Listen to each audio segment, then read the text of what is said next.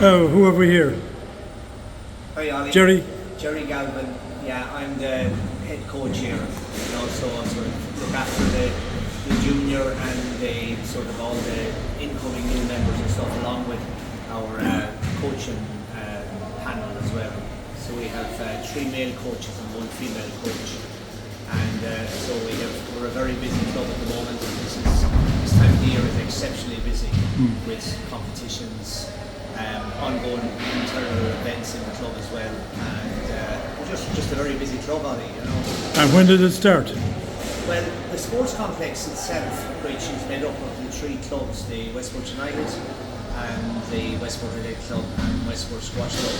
So the Squash Club was born about 1988, and the one person that was very responsible for that was Sean Langan. So he was a key person for the development of the squash club, and the athletics track and the pitch then I think came about a year afterwards.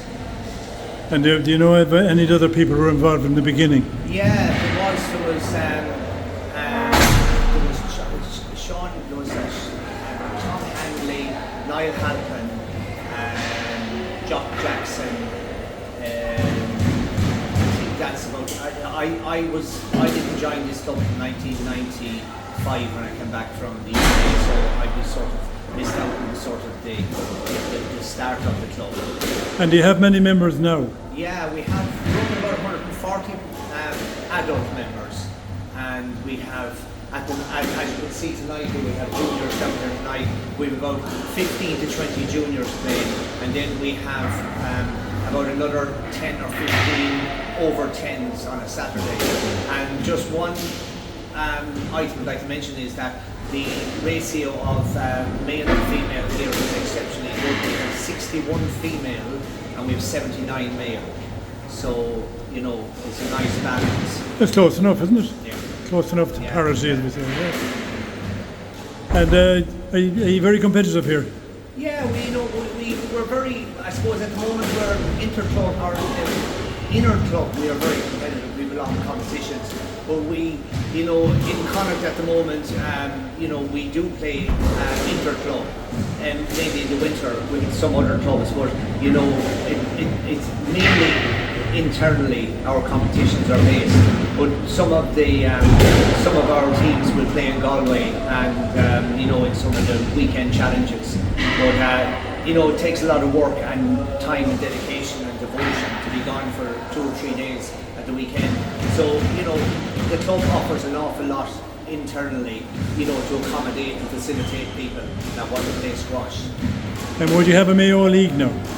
Well, we don't have a Mayo League, but we have a Connacht League. A Connacht League, yeah. And that covers Sligo, Ballina, and Sligo, Ballina, Claremorris, Galway.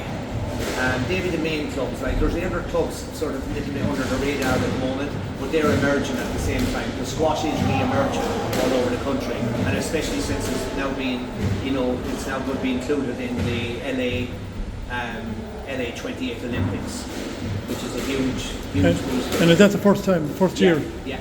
It's amazing, because it seems to be around for a long time, isn't it? Yeah, absolutely, yeah. When did it really start in Ireland? Have you any idea? I can't remember when it really started in Ireland. I didn't take up squash in 1990 when I lived in the UK, because I hurled all my life, and then, you know, the hurling wasn't big in the UK, so we took up squash. It was an internal sport as well, and, you know, you could play it any time. It's nice, you know, the nice dry environment, and I suppose when you're getting a bit on from playing hurling and stuff, it's easier on the joints and the body and stuff, and so. And who's on your committee now? Our committee, the squash committee, we have Jens Elberg is our chairperson, and Shane Larkin is treasurer. Paul Bree, Paul will be here a long time now as a member. Paul is our secretary, and then we have Tom O'Flynn is our he's the child protection officer, and then we have Tommy Loughran, which is just an ordinary member rep.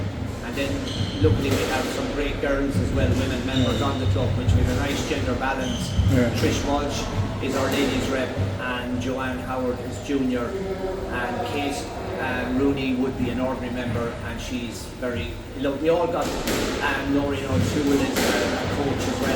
So everyone's got very good skill sets, and we have very good governance in the club, and that obviously seeps down to the club as a successful operation. Okay. And what's the address of this club? Pardon? The address here. Oh, Horkans Hill. Horkans Hill. That's the address. Yeah. Horkans Hill, Westport. Yeah.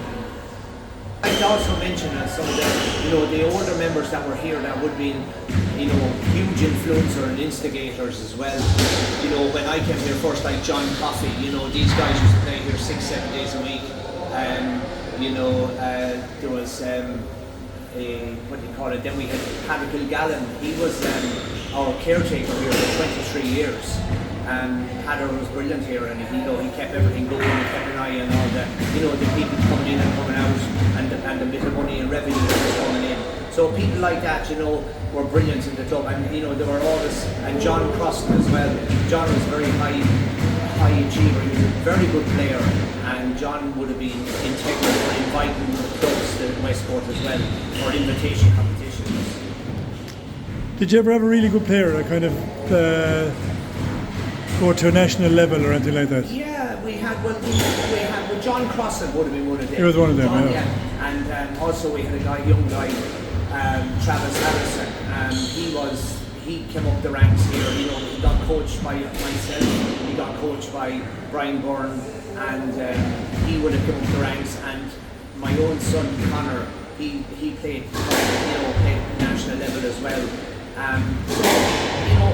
Mainly the juniors are the ones that sort of came to the surface, for competing outside. And you do other exercise besides, you do? Oh, I do, yeah. I'm involved in triathlons and swimming and running and cycling, and that's about some of the ones now. I'm getting on now, Ollie, so I need to pull it back a bit in a few spots.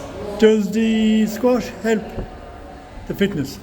It does, because squash is brilliant for the fitness. I mean, it's key that people warm up beforehand, because you're going from like inertia to a very high, a lot of agility is needed in squash, movement, twisting, turning, and warm up is absolutely key, and proper footwear. And we're very strict here with our footwear policy that people wear the correct footwear, because if you're wearing the incorrect footwear, you would slip on the floors.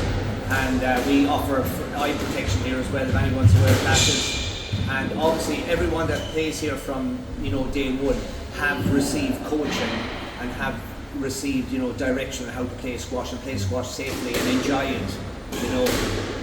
Are you aware of any squash related injuries to players locally now? Without you don't have to name them now, but well, the main ones really again is the lack of warming up and people going in for committing the shots and then pulling hamstrings, Achilles, the usual snaps and stuff, and and then the minor injuries would be like, someone maybe just colliding on court and a racket hits them, and that's only superficial, but that wouldn't prevent you from playing. So, but we have a first aid kit here, and the first aid officer, so, give instant, attention for anyone with an injury, and no eye injuries. No eye injuries. Anyone that has any issues about their eyes or are a little bit sensitive, we have goggles here.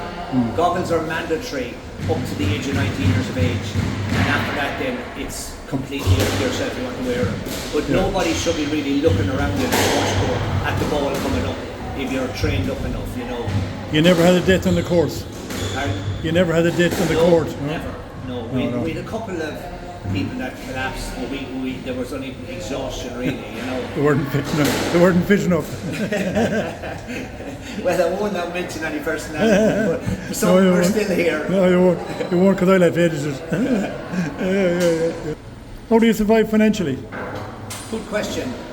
Well, as you say, you're now sitting in a brand new club here. So we invested 300,000 in this club back in 2018, and it was a huge. We got some help. We got some grant aid from Southwest Mail Development, which sort of kick-started this. And then the credit union, Adrian Gyrie and his staff were very good to us as well to get us over the line. So we had a debt here up to recently, and with our membership and our fundraising and our events and exhibition matches, we have a very, we had a very good way of sort of maintaining our finances to pay off our debts. And we were very lucky because our club is so successful. Our membership is big, and our members keep coming back every year. And so, with all that sort of input between the activity down here, the membership, and of course not forgetting Irish squash as well. I was on the board of Irish squash for 5 years, and Irish squash played a major part during COVID, especially when we had outstanding finances to pay off like mortgages and there was no income. The club was closed. So through them, we got rerouted through Sports Ireland, and we got some help from them to get us over them 2 years. So I would say a big thanks to Rosie Barry and Paul Nugent and all the board members of Irish Squash. They were very helpful to us. And how much did membership cost? Full membership here, if you're coming in as a new member for a year, is €100. €100? Yeah. That's cheap. But that's good value. Yeah. You can come down when you like, more or less. Yeah, this club is unique. The fact is that it's 365 24/7. So when you have fob access, when you become a member, you're given a fob, and the fob allows you access into the club anytime. And then we use tokens here that operates the meters to switch the lights on. So the tokens can be purchased in the club here in a vending machine. You probably see it as you walk around, Ollie. And then that token operates the heat and the lights in the court. So you can see we have the heat up here, and we have the lights. So they come on for 45-minute intervals. And then when the lights go off, then you just go outside the club, leave, lock up, and that's it, and your game is done. And also if you need a shower, the tokens operate the shower as well. So you ever have people playing during the night here now? Yeah, people here play up till 11 o'clock, and some people used to play here at 5 in the morning, usually fishermen. It's starting up, yeah. Yeah. Okay, right, yeah. We'll have a walk around? Yeah, absolutely, yeah.